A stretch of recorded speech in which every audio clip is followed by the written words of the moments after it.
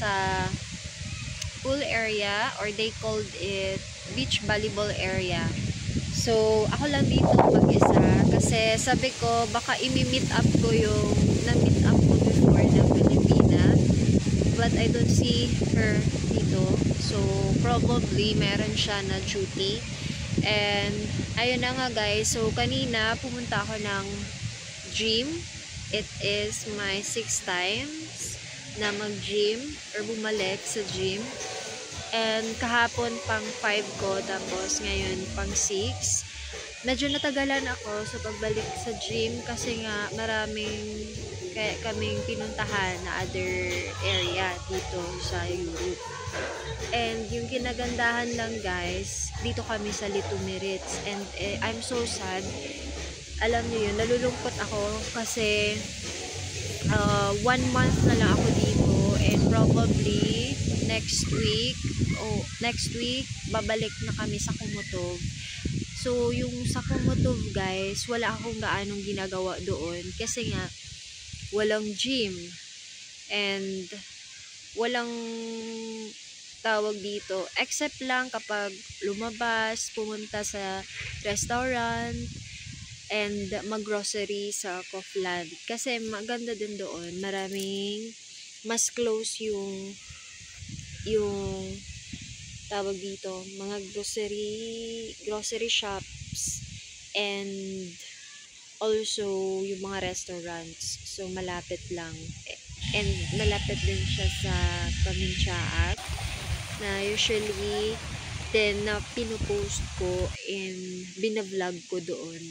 So ayun, nalulungkot ako kasi probably maybe mga 2 days na lang or 3 days na lang yung natitira namin dito sa Litomirits. But anyway guys, kanina yung nandoon is si Marik, I mean sa gym area, and hindi siya ganun masalita. I think na-mention ko na din to. Hindi siya masalita, alam mo yun, hindi siya palausap. Unlike naman kay Peter, sobrang sobrang palagi nagkikipag-usap, ganun. So, hindi din ako nakapag-vlog talaga na ganito, nag-uusap, at alam mo yun, gumagamit ng camera doon sa loob ng gym. Kasi mas gusto ko na makapag-focus, and mas mabuti na yun na gym is gym. Tapos kapag vlog naman is vlog. So, ayun. Dito nga pala ako guys sa swimming pool ng mga bata. And ipapakita ko siya sa inyo. Ayan. Dito na side. Kasi sabi ko, antayin ko yung Filipina na nakilala ko dito. Baka andun siya nag-work somewhere. Pero wala siya ngayon, I think. Andito siya according sa friend ni Mila. Andito daw siya. Pero siguro nag-work or may duty. Kaya hindi siya makalabas. Hindi siya makalabas-labas. Hindi ko siya dito nakikita sa labas. And ang ganda ng hangin. I love it. Sobrang ganda guys dito sa Europe. Alam niyo ba na kung hindi lang talaga 90 days visa yung meron ako, which is 72 days na lang din yung stay ko dito due to offloading story. Alam niyo ba, sobrang ganda dito guys magstay. Like, hindi tipo na mabuboard ako. Alam mo yun, kasi palaging lumalabas, is either sa restaurant kami pupunta, sa Kaminchaak, dito sa beach volleyball area, mag-workout sa gym, something na ganon. Yung 72 days ko dito, hindi pa siya natatapos kasi pa lang, 1 month pa bago ako aalis dito. But yeah, I'd like to stay more here. Alam niyo yun, yung to extend if possible. Gusto ko siya sana na ma-extend. Ayun, parang hindi pa ako nagsasawa dito. Like, yeah, I think marami pa akong mapupuntahan kapag magsistay pa ako dito. Like, I don't know, hindi ko pa siya alam kung possible ba na ma-extend yung visa ko dito sa Europe. Hindi ko alam. But anyways, Mila said naman na he will ask the chin, you know, the policy yung tawag dito. So, magtatanong siya about that. And, ayun, nagpe-play sila. Andun sila sa kabila. Kasi ayaw kong magstay doon. Kasi ako lang din mag-isa. Sobrang nabuboard din ako doon. Like, sila lang yung nagpe-play volleyball. Boys lang. And, ako sana, andito sana ako para makita yung, yung Filipina nga na yun. Pero siguro busy siya. Yung problema din, hindi ko siya makontak. Kasi wala pa akong contact dito sa phone ko na to, kung nasaan siya. Pero i-check ko siya, baka andito sa phone ko. Kasi, since na-restart or na tawag dito, alam niyo yun, yung na-restart yung phone. No, not restart. Yung ang tawag dito. Basta, yung napalitan yung phone ko, tapos, yung last phone ko sa Pilipinas ay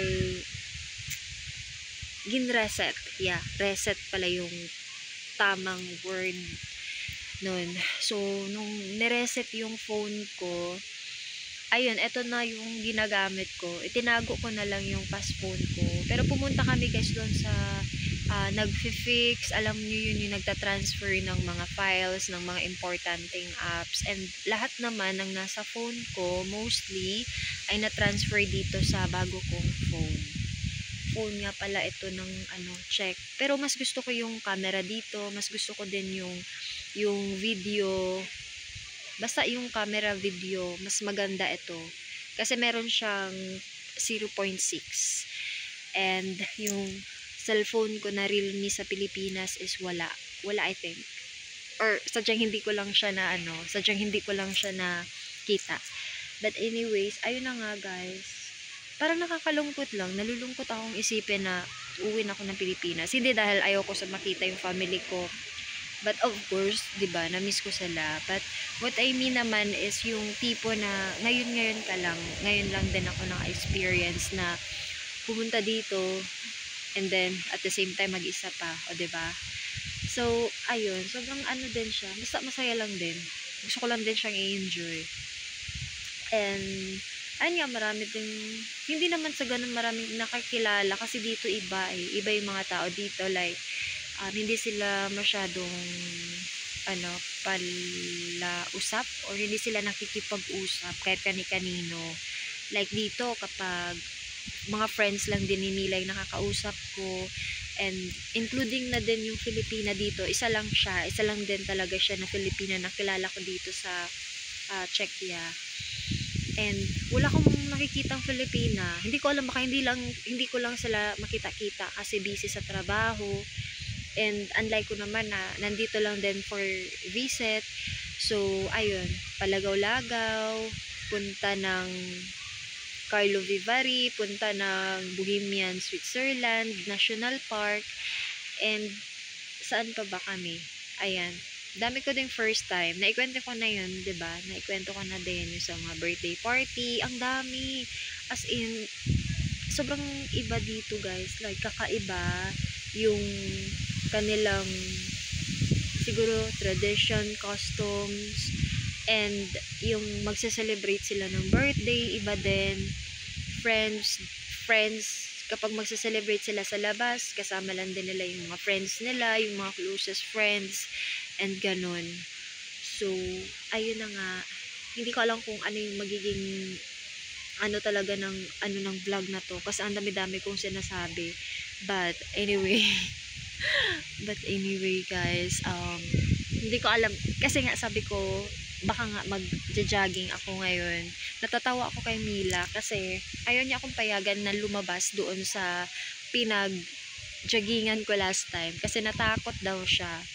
Kasi bakit ang sobrang tagal ko? Kasi nga, pa ako doon, nagti-TikTok. Alam niyo yun, yung naghahanap pa ako ng area na pwede kong magawa ng shorts. So, kaya ayan, medyo natagalan ang antenyo. Pero, alam niyo yun, na siya, na nervyos. So, kaya ayun, ayaw niya na lumabas ako dito sa gate na lang. Mas better na lang daw na dito na lang daw. Ayan, dito. Or makipag-meet up na lang ako sa Filipina na dito.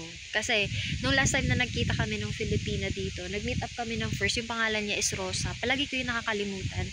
Yung first meet up namin, pumunta kami doon sa kanila while watching yung kanilang volleyball. Tapos, ayun, nakikipag-usap lang din. Ang daming shinare sa akin ng Filipina na yun. Kasi sobrang tagal niya na dito. Nasa 40 years, 50 years na siya dito, guys. So, ibig sabihin, bati ka na. So, ayun nga. Hindi ko siya nakita ngayon. Hindi ko din alam eh. Basta kailangan ko siyang i-check. Kailangan ko siya tawagan muna bago ako alis ng Pilipinas. Bago ako alis dito sa Europe. Para siguro ma-meet up ko siya. Possibly ngayon. Kasi kailangan ko siguro na makita siya ngayon. So, i-try ko guys na i-chat siya. Kasi baka hindi na kami makabalik dito sa... Ako pala. Hindi na ako makabalik dito. And maybe goodbye lang din. Ayan. Magsisay goodbye na lang din kahit next month pa ako uuwi sa Pilipinas. So, I think ang dami-dami ko na nasabi. So, ayun guys, ina-enjoy ko lang talaga. Ayun, dito lang din ako nakaupo. So, hindi ako nakapag-jogging. Siguro enough na din naman yung workout ko. Kaya, ayan, siguro it's time naman para makapag-relax. Pero lahat naman, anytime naman nagre-relax ako, no? Like lahat, I'm trying to also to like mga upload videos. Alam nyo ba guys, sometimes nakakaano din, like hindi ko siya masyadong mai-edit ng ganun, alam nyo yun. Pero but anyways, hindi ko na alam, basta ayun, ina-upload ko na lang minsan. Ayaw ko na mag-edit, basta it's either may manood or wala. Nasa viewers na din yun. Ayan, thank you sa mga nanonood nga pala. And shout out sa lahat ng mga subscribers ko na nanonood sa akin. Kahit na minsan tinatamad ako na mag-edit. Honestly guys, tinatamad talaga ako mag-edit minsan. Kasi hindi ko alam. Parang sobrang kasi, parang the more na nag-edit ako, the more din na parang feeling ko ang tagal-tagal mag-edit and mga ganon. Kaya minsan parang raw video na lang din yung ina-upload ko dito sa aking YouTube. But anyway guys, ayun nga, gusto ko lang din magpasalamat sa lahat ng mga nanonood ng mga videos ko. Ayan. And sa mga hindi pa nakapag-subscribe, then mag-subscribe na kayo guys. And huwag nyo din nakalimutan na mag-like. And ayun. So, ayun, ipagpatuloy ko pa rin to guys.